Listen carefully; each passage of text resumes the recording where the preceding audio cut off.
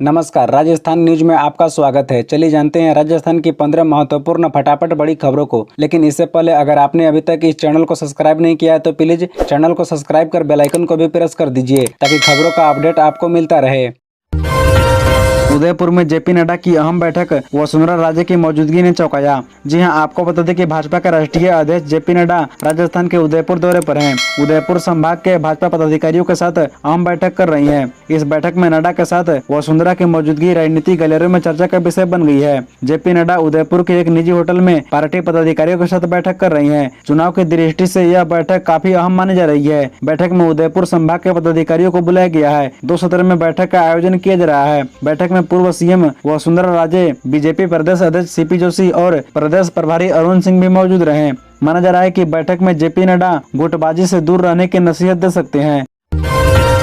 BTP ने 9 सीटों पर प्रत्याशी किए घोषित, अशोक गहलोत की बढ़ेगी टेंशन, जाने वजह। जी हां, आपको बता दें कि राजस्थान में भारतीय ट्राइबल पार्टी ने विधानसभा चुनाव को लेकर प्रत्याशियों के नामों का ऐलान कर दिया है। पार्टी प्रदेश अध्यक्ष बलराम घोरगा ने बताया कि इस बार वागड़ ही नहीं बल्कि प्रदेश के अन्य जिलों में भी चुनाव लड़ने की तैयारी है। बता दें कि भारतीय आदिवासी पार्टी यानी बाप और भारतीय ट्राइबल पार्टी यानी बीटीपी कांग्रेस के वोट बैंक में सेंध लगा सकती है। विधानसभा चुनाव 2018 में बीटीपी ने कांग्रेस के कई सीटों पर नुकसान पहुंचाया था। सत्ता वापसी का वादा कर रहे सीएम गहलोत की परेशानी बढ़ सकती है। बता दें कि बीजेपी और कांग्रेस के साथ आदिवासी परिवारों का समर्थन से बनने वाली भारतीय आदिवासी पार्टी ने चुनावी मैदान में ताल ठोकने की तैयारी में है। पिछले चुनाव में जीते 2 विधायक अब उदयपुर संभाग की 17 आदिवासी सीटों पर उम्मीदवार उतारने की तैयारी में है। पीएम मोदी बार बार लाल डायरी का जिक्र करते हैं। मैं बताता हूं क्या है इसमें, राजस्थान की जनता के बीच बोले खड़गे। जी हां, आपको बता दें कि विधानसभा चुनाव 2023 को लेकर कांग्रेस बीजेपी दोनों पार्टियों की सक्रियता बढ़ गई है। इसे लेकर कांग्रेस की ओर से राजस्थान में नए चुनावी अभियान की सोमवार को शुरुआत की गई है। इस अभियान के तहत पार्टी ने विपक्षी पार्टी बीजेपी को ईस्टर्न राजस्थान कैनाल प्रोजेक्ट यानी ERCP पर घेरना शुरू किया है। इस अभियान के लिए कांग्रेस अध्यक्ष मल्लिकार्जुन खड़गे भी सोमवार को राजस्थान पहुंचे। यहाँ ERCP के मुद्दे पर बात करते हुए उन्होंने कहा कि मैंने सुना कि प्रधानमंत्री नरेंद्र मोदी ने 2 बार खुद राजस्थान के इरिगेशन प्रोजेक्ट को डेवलप करने के कह कर गए और नहर परियोजना के लिए पैसे देने की बात कही गई, लेकिन अब वादा कहाँ गया पता नहीं। मल्लिकार्जुन खड़गे ने कहा कि प्रधानमंत्री मोदी को किसी का डर नहीं है। वे ये नहीं सोचते कि जिस राज्य में वादा करके गया हूँ वहाँ की जनता, मुख्यमंत्री और मंत्री क्या सोचेंगे कि प्रधानमंत्री ने जुबानी दी लेकिन वो उस पर चले नहीं। कार से गोवा जा रहा था शहाबुद्दीन का बेटा ओसामा कोटा में पकड़ा गया।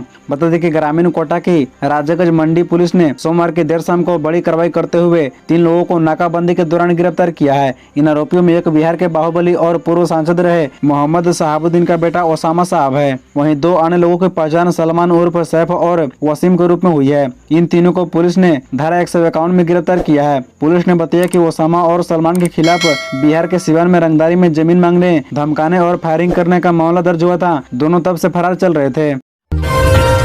बीजेपी की पहली सूची के बाद इन सीटों पर मचा बवाल, डैमेज कंट्रोल के लिए पार्टी ने अपनाया यह फार्मूला। जी हां, आपको बता दें कि विधानसभा चुनाव 2023 के लिए भारतीय जनता पार्टी की ओर से 41 प्रत्याशियों की पहली सूची जारी करने के बाद से कई सीटों पर बवाल मचा हुआ है। जिन दावेदारों को टिकट नहीं मिला उनमें और उनके समर्थकों में भारी रोष है। टिकट नहीं मिलने पर बीजेपी के कई नेताओं ने निर्दलीय चुनाव लड़ने का ऐलान कर दिया है। नाराज नेताओं को मनाने के लिए पार्टी ने एक कमेटी गठन किया। इस कमेटी का मुखिया केंद्रीय मंत्री कैलाश चौधरी को बनाया है। चौधरी के प्रयासों के बाद भी नाराज और उनके समर्थकों पर फिलहाल कोई असर नहीं हुआ है। पार्टी में उठे विरोध के शोर के बीच राष्ट्रीय अध्यक्ष जेपी नड्डा जयपुर के दौरे पर आए हैं। वे विभिन्न नेताओं से मुलाकात कर उन्हें मनाने की कोशिश कर रहे हैं।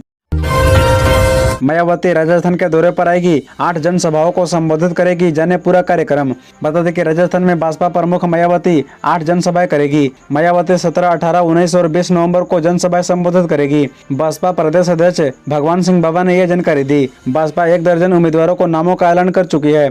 पार्टी किसी भी दल के साथ गठबंधन नहीं करेगी। भगवान सिंह बाबा ने बताया कि मायावती एक दिन में 2 जनसभाएं करेगी। उल्लेखनीय है कि मायावती ने ऐलान कर दिया है कि राजस्थान में उनकी पार्टी सभी सीटों पर चुनाव लड़ेगी। राजस्थान बसपा प्रमुख भगवान सिंह बाबा का कहना है कि हर बार 6 लोग जीत कर आते हैं और दूसरी पार्टी में चले जाते हैं, लेकिन इस बार ऐसी तैयारी की जा रही है कि ज्यादा सीटों पर पकड़ बनाई जाए जिससे जीतने वाले दूसरी पार्टी में न जाए और बसपा किंग मेकर की भूमिका में रहे। इसलिए इस बार 60 सीटों पर पूरा फोकस है।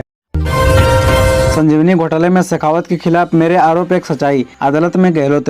बता दें कि राजस्थान के मुख्यमंत्री अशोक गहलोत ने सोमवार को दिल्ली की एक अदालत में कहा कि कथित संजीवनी घोटाले के संबंध में केंद्रीय मंत्री गजेंद्र सिंह शेखावत के खिलाफ उनके आरोप सच्चाई है। उन आरोपों को मानहानि नहीं कहा जा सकता है। गहलोत की ओर से पेश वकील ने अतिरिक्त मुख्य मेट्रोपॉलिटन मजिस्ट्रेट हरजीत सिंह जसपाल को बताया कि कथित 900 करोड़ रुपए के Sanjivani multi state credit cooperative society घोटाले की जांच कर रहे राजस्थान के एसओजी ने भाजपा नेता और कई को नोटिस दिया, लेकिन उन्होंने जवाब नहीं दिया।